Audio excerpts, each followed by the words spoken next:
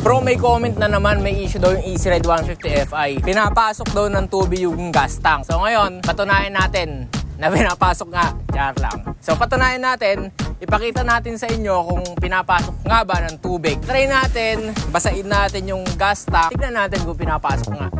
G!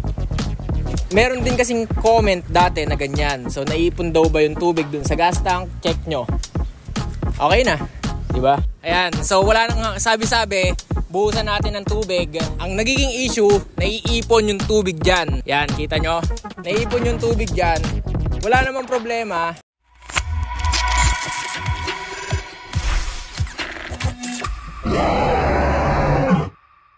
Update ko muna kayo sa current na build ng Easy Ride 150 Fi ni Roy. Bagong accessories, eto, Mokoto side mirror. Bago natin ikabit yung Mokoto side mirror, pakita ko sa inyo na kompleto na yung mga CNC bolts ni Roy. Ito sa harapan,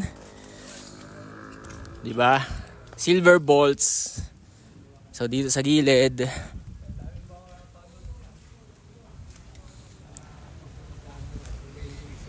And dito sa gearbox, dito sa panggilid.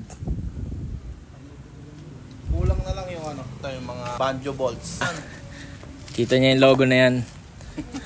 Yung nagpamahal yan. So yun, kabit na natin yung side mirror. So ito pa, ito yung side na maraming bonus na nakuha yung may-ari ng motor. Pakita ko sa inyo ha. Kita nyo yan. Pati lalagyan ng MDL, nilagyan ng CNC bolts. Puta brad, ganun kakayaman. Galing yung side mirror na yan sa NMAX ko dati. Binilan rin niya pala to ng sariling CNC bolts. So check nyo.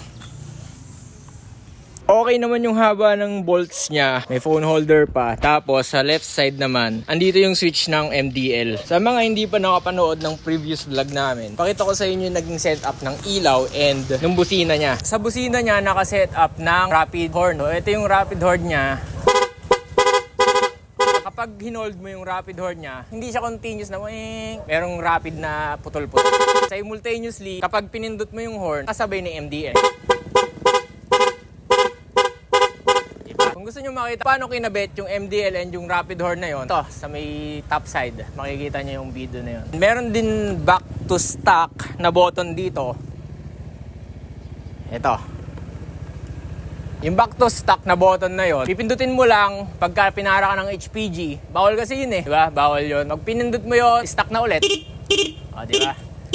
Stock horn na ulit, pwede ka nang dumaan sa mga checkpoint nang walang huli, wala kang violation. So, ito yung switch na MDL niya. Pagkababa, ito yung on, low, and high. Sa paggamit niya ng motor niya, meron siya na-experience na issue at papakita na rin namin sa inyo kung paano niya nasolusyonan yung issue na yun. So, ito pala, meron pa siyang bagong upgrade. Meron din comment previously, saan daw nagpakabit ng upuan or ano ba yung naging setup sa upuan niya. Ano ba yung tawag sa leather na to? Parang lihan na yung texture niya, hindi ka madudulas kapag naupo ka dito kahit na mag long ride. Parang semi-flat seat pa lang. Nasa gitna ng stock. So ito yung stock, ito yung flat seat, nasa gitna siya. Meron pa ring lambot ng stock seat at yung angas ng flat seat. So andun siya sa middle, sweet spot lang. So kamusta naman yung long ride? Nung una kasi talaga mataas yung buwan ng ER. Lalo na yung dito sa may angkasan. Isipan kong ipatabas na lang para medyo maging komportable lang. Pumogi lang ng konti. Dadaanin na lang natin sa forma. Wala tayo sa bilis eh. Punas na lang ang baon. Mokoto nga tong side mirror, upgrade niya dito, yung sinabi ko sa inyo recently na shock lifter. So Mokoto rin yon, so parehas. Pakita ko sa inyo yung view mamaya, kung ano yung kita dito sa ginamit na side mirror niya. So bro Chacho, kung umabot ka sa part ng video na to, comment mo naman kung tagasan ka para malaman namin kung saan umaabot yung mga videos namin. And shoutout na rin tayo sa bandang dulo ng video na to. Naka-latest na na-add niya sa motor niya. So eto, Ariete. Kung gusto niyo magpalit ng handle grip, ang ganda ng grip niya. Hindi naman lumalagkit. Ayan. So hindi naman lumalagkit, ang ganda ng kapit sa kamay.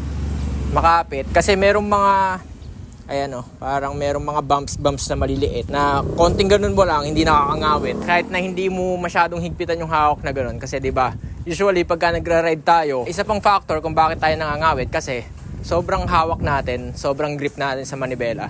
So dito, less effort na lang, hindi mo na kailangan pang higpitan ng masyado yung kamay mo. Kakapit na kahit anong hawak mo. Kanyete. Tama ba? Ariete pala. Naikabit na yung side mirror. Ayan. So ganito siya sa front view. Kung gusto nyo malaman, ganito yung itsura niya kapag front view. Diba? Tapos, side naman, Mas may additional pogi points kasi ang kapal ng bakal niya dito. Di ba yung stock niya manipis lang tapos kabod, side mirror lang. Pero ito talaga yung nagpapogi dyan guys, yan o.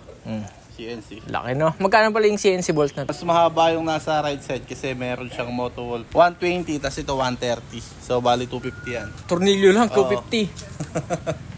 Kasi ito binigay ko lang sa kanya to. So ginastos na lang niya itong 250 para sa bolts. Pakita ko sa inyo na dito matama sa kamay.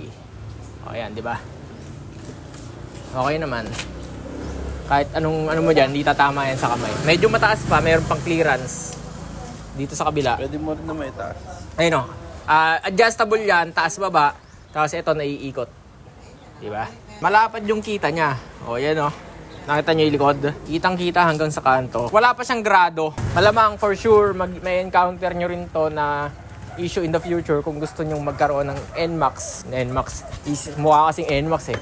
Kung gusto nyo magkaroon ng Easy Ride 150 Fi, may encounter nyo to in the future or sa kasalukuyan na encounter nyo na mga Easy Ride 150 Fi user. Ito yung isang issue na nakita ko sa Easy Ride ko pag naglilinis ako. May dala na kaming pitchel para ipakita sa inyo. Ayan, so wala nang sabi-sabi, buhusan natin ng tubig. Madalas nangyayari ito kapag nauulanan yung motor nyo, kapag nagka-car wash, so nalalagyan ng tubig yung sa may lalagyan ng gasolina, sa may gas tank. Ang nagiging issue, naiipon yung tubig dyan. Yan, kita nyo? Naiipon yung tubig dyan. Wala namang problema bukod sa naipon yung tubig. Hindi naman pumapasok yung tubig dun sa gas tank. So ang solusyon para mawala yung tubig dyan, Eto, check nyo yan. kanebo. Kanebo lang guys. Lulubugan nyo lang ng kanebo. Yan, lubugan nyo lang ng kanebo. Kanebo na yung bahalang magsipsip ng tubig dyan. Piga. Yung iba kasi nakikita ko tissue. Magastos yun guys. Nagastos sa tissue. Hayaan mo lang yung kanebong sumipsip ng tubig. Titignan niya yan. Tuyo na. Dalawa. Nakailan na? Tuyo na yan eh. O, last one. Meron din kasing comment dati na ganyan. So, naipon daw ba yung tubig dun sa gas tank? Check nyo. Okay na. Diba?